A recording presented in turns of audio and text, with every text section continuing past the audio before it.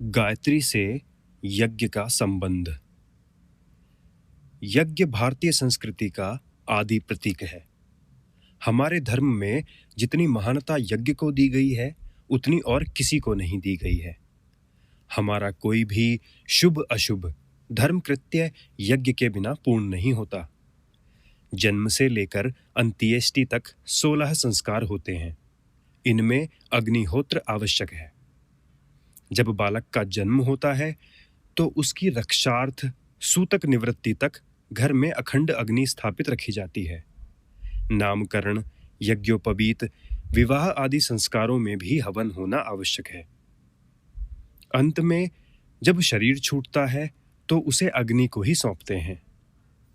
अब लोग मृत्यु के समय चिता जलाकर यूं ही लाश को भस्म कर देते हैं, पर शास्त्रों में देखा जाए तो वह भी एक संस्कार है।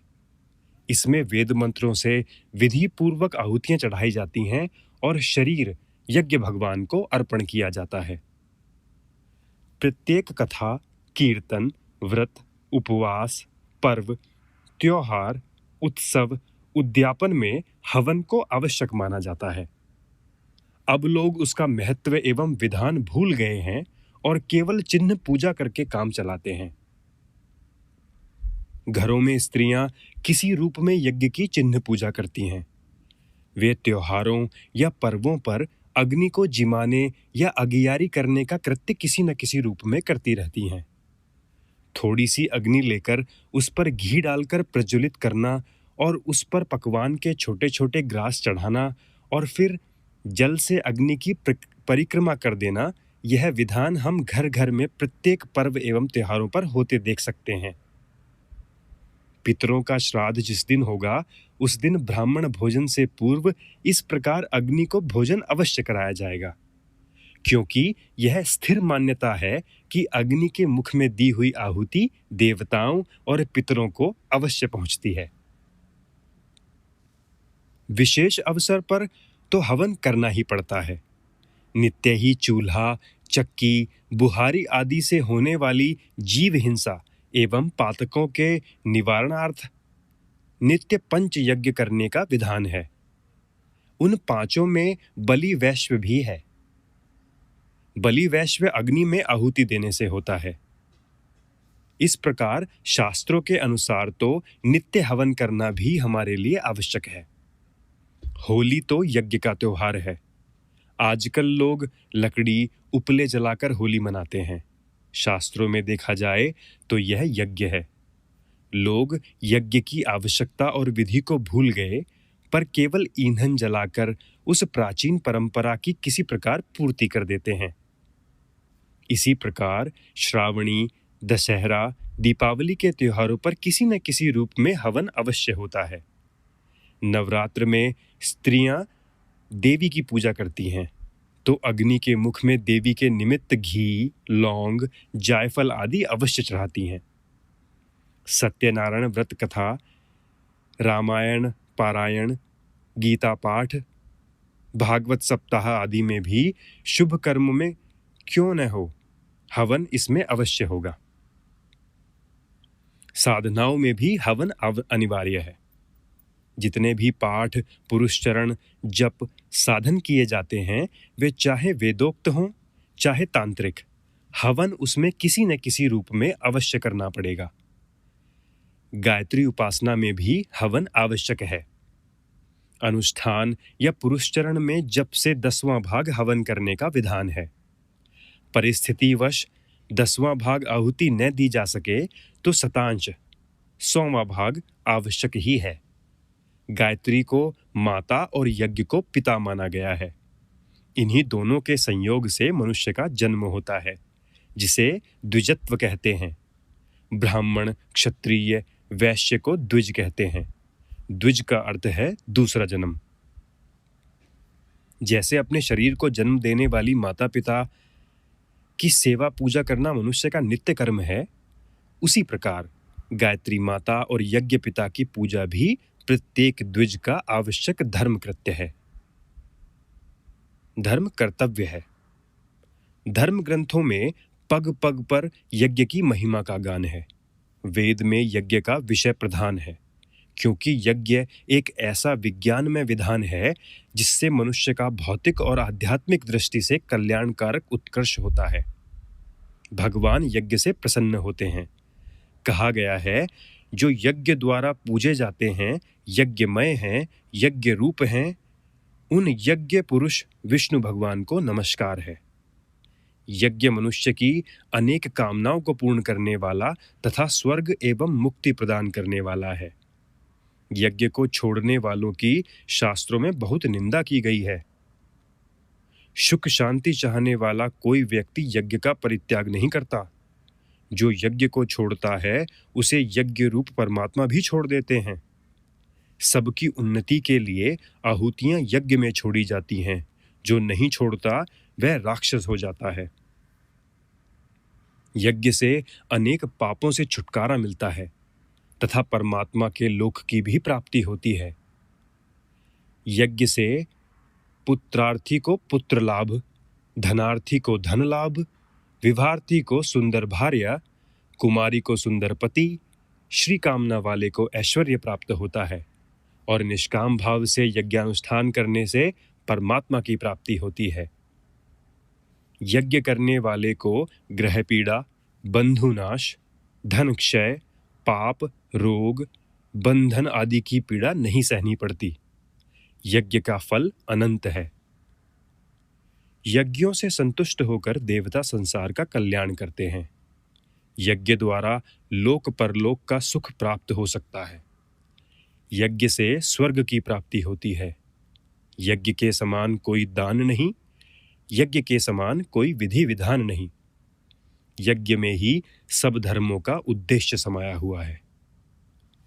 असुर और सुर सभी पुण्य के मूल हेतु यज्ञ के लिए प्रयत्न करते हैं। सत्पुरुषों को सदा यज्ञपरायण होना चाहिए।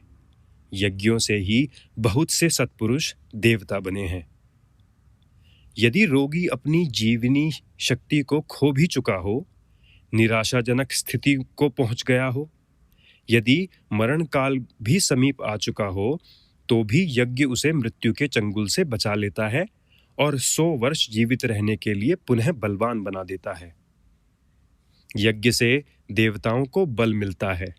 यज्ञ द्वारा वर्षा होती है। वर्षा से अन्न और प्रजा पालन होता है। हे धर्मज्ञ, यज्ञ ही कल्याण का हेतु है। तपेदिक सरीखे रोगों को प्राचीन काल में यज्ञ के प्रयोगों से नष्ट किया जाता था। रोग मुक्ति की इच्छा रखने वालों को चाहिए कि उस वेद विहित यज्ञ का आश्रय लें। मैं ही क्रतु हूं, मैं ही यज्ञ हूं, मैं ही स्वधा हूं, मैं ही औषधि हूं और मंत्र, घृत, अग्नि और हवन भी मैं ही हूं। हे अर्जुन, यज्ञ रहित मनुष्य को इस लोक में भी सुख नहीं मिलता, फिर परलोक का सुख तो होगा ही कैसे। यज्ञ न करने वाला मनुष्य लौकिक और पारलौकिक सुखों से वंचित हो जाता है। यज्ञ न करने वालों की आत्मा पवित्र नहीं होती और वह पेड़ से टूटे हुए पत्ते की तरह नष्ट हो जाता है। ब्रह्मा जी ने मनुष्य के साथ ही यज्ञ को भी पैदा किया और उनसे कहा कि इस यज्ञ से तुम्हारी उन्नति होगी। यह यज्ञ तुम्हारी इच्छित कामनाओं, आवश्यकताओं को पूर्ण करेगा। तुम लोग यज्ञ द्वारा देवताओं की पुष्टि करो और वे देवता तुम्हारी उन्नति करेंगे। इस प्रकार दोनों अपने कर्तव्यों का पालन करते हुए कल्याण को प्राप्त होंगे। यज्ञ द्वारा पुष्ट किए हुए देवता अनायास ही तुम्हारी सुख शांति की वस्तुएं प्रदान करेंगे। असंख्यों शास्त्र वचनों में से कुछ प्रमाण ऊपर दिए गए हैं। इनसे यज्ञ की महत्ता का अनुमान सहज ही हो जाता है। पूर्व काल में आध्यात्मिक एवं भौतिक उद्देश्यों के निमित्त बड़े बड़े यज्ञ हुआ करते थे।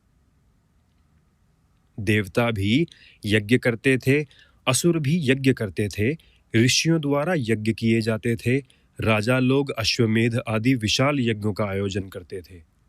साधारण गृहस्थ अपनी अपनी सामर्थ्य के अनुसार समय समय पर यज्ञ किया करते थे। असुर लोग सदैव यज्ञों को विध्वंस करने का प्रयत्न इसलिए किया करते थे कि उनके शत्रुओं का लाभ एवं उत्कर्ष न होने पाए। इसी प्रकार असुरों के यज्ञ का विध्वंस भी कराया गया है। रामायण में राक्षसों के ऐसे यज्ञ का वर्णन है जिसे हनुमान जी ने नष्ट किया था। यदि वह सफल हो जाता तो राक्षस अजय हो जाते। राजा दशरथ ने पुत्रेष्टि यज्ञ करके 4 पुत्र पाए थे। राजा नृग यज्ञों के द्वारा स्वर्ग जाकर इंद्रासन के अधिकारी हुए थे। राजा अश्वपति ने यज्ञ द्वारा संतान प्राप्त करने का सुयोग्य प्राप्त किया था। इंद्र ने स्वयं भी यज्ञों द्वारा ही स्वर्ग पाया था। भगवान राम ने अपने यहाँ अश्वमेध यज्ञ कराया था। श्री कृष्ण जी की प्रेरणा से पांडवों ने राजसूय यज्ञ कराया था, जिसमें श्री कृष्ण ने आगंतुकों के स्वागत सत्कार का भार अपने ऊपर लिया था। पापों के प्रायश्चित स्वरूप अनिष्टों एवं प्रारब्धजन्य दुर्भाग्यों की शांति के निमित्त, किसी अभाव की पूर्ति के लिए, कोई सहयोग या सौभाग्य प्राप्त करने के प्रयोजन से, रोग निवारणार्थ, देवताओं को प्रसन्न करने हेतु, धन धान्य की अधिक उपज के लिए, अमृतमयी वर्षा के निमित्त, वायुमंडल में से अस्वास्थ्यकर तत्वों का उन्मूलन करने के निमित्त हवन यज्ञ किए जाते थे और उनका परिणाम भी वैसा ही होता था। यज्ञ एक महत्वपूर्ण विज्ञान है। जिन वृक्षों की समिधाएं काम में ली जाती हैं, उनमें विशेष प्रकार के गुण होते हैं।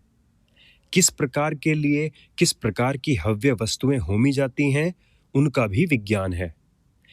उन वस्तुओं के आपस में मिलने से एक विशेष गुण संयुक्त सम्मिश्रण तैयार हो जाता है, जो जलने पर वायुमंडल में एक विशिष्ट प्रवाह पैदा करता है। वेद मंत्रों के उच्चारण की शक्ति से उस प्रभाव में और भी अधिक वृद्धि होती है। फलस्वरूप जो व्यक्ति उनमें सम्मिलित होते हैं, उन पर तथा निकटवर्ती वायुमंडल पर उसका बड़ा प्रभाव पड़ता है।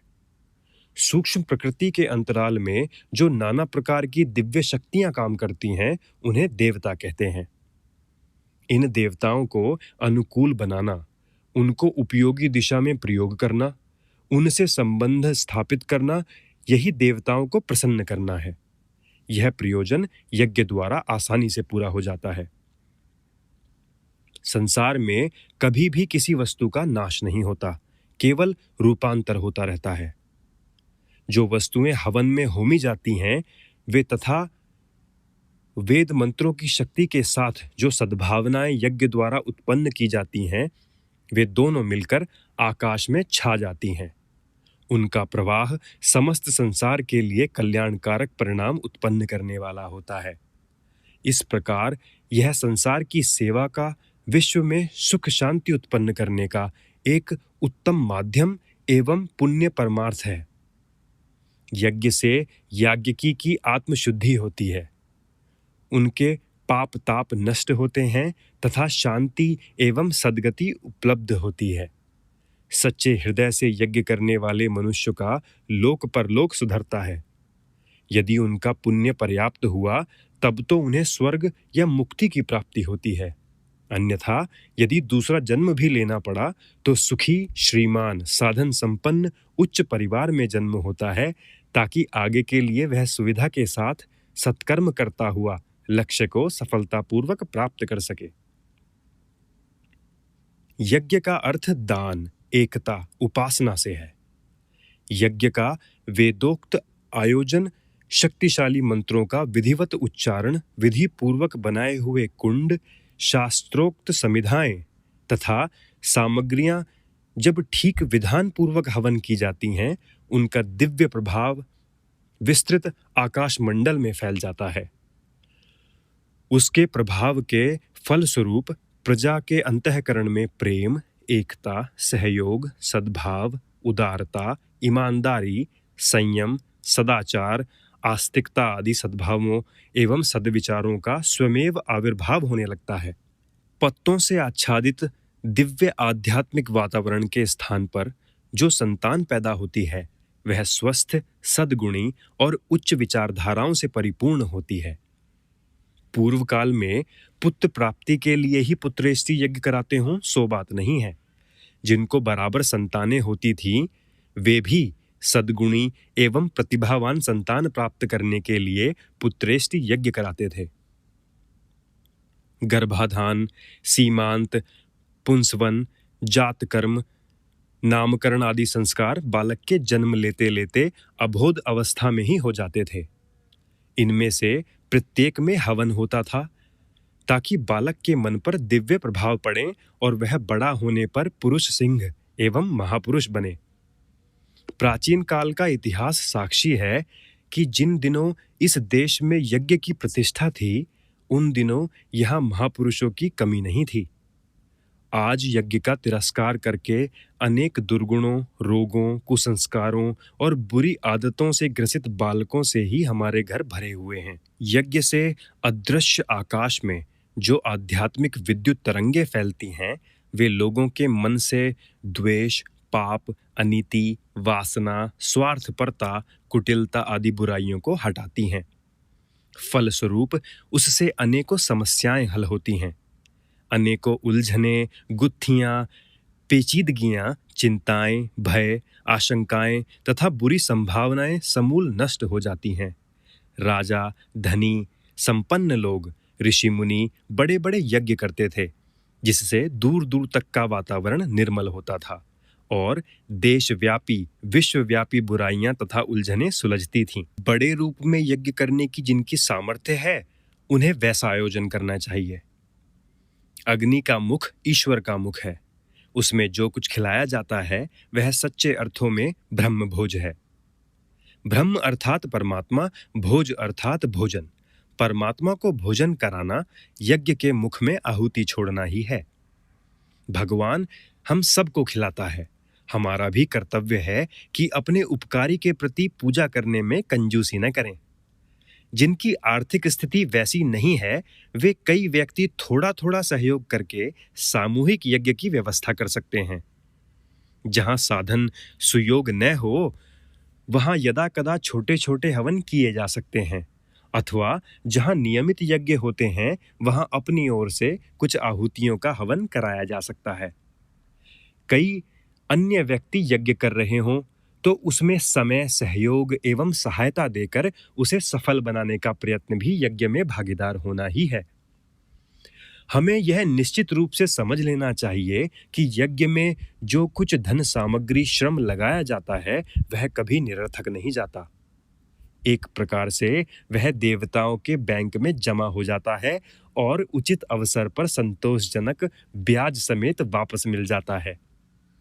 विधि पूर्वक शास्त्रीय पद्धति और विशिष्ट उपचारों तथा विधानों के साथ किए गए हवन तो और भी महत्वपूर्ण होते हैं।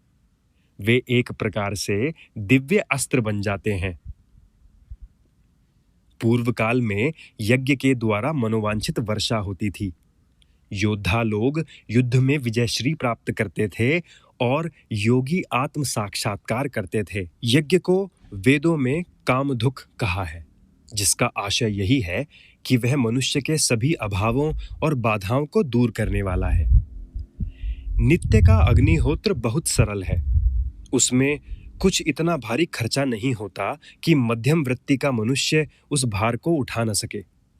जो लोग नित्य हवन नहीं कर सकते, वे सप्ताह में एक बार रविवार अथवा अमावस्या या पूर्णमासी को अथवा महीने में एक बार पूर्णमासी को थोड़ा या बहुत हवन करने का प्रयत्न करें। विधि विधान भी इन साधारण हवनों का कोई कठिन नहीं है। गायत्री यज्ञ विधान पुस्तक में उसकी सरल विधियां बताई जा चुकी हैं। उनके आधार पर बिना पंडित पुरोहित की सहायता के कोई भी द्विज आसानी से वह करा सकता है।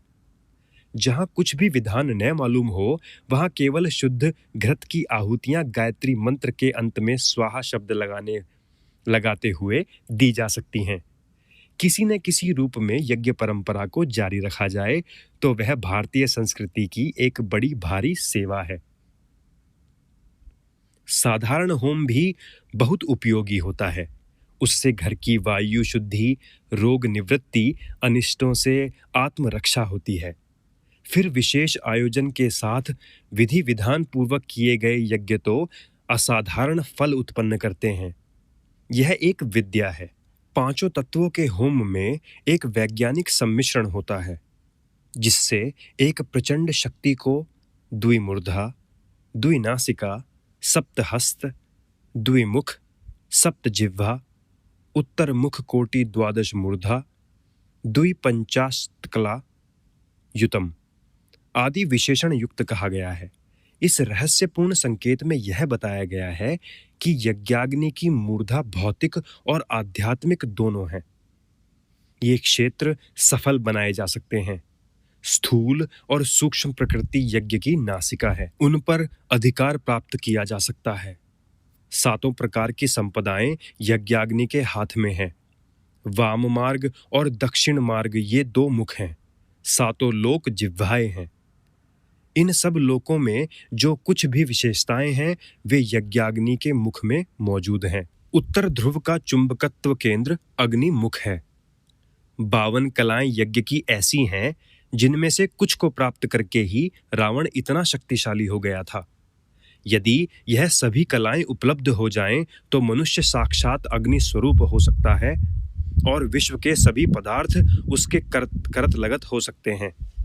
यज्ञ की महिमा अनंत है और उसका आयोजन भी फलदायक होता है।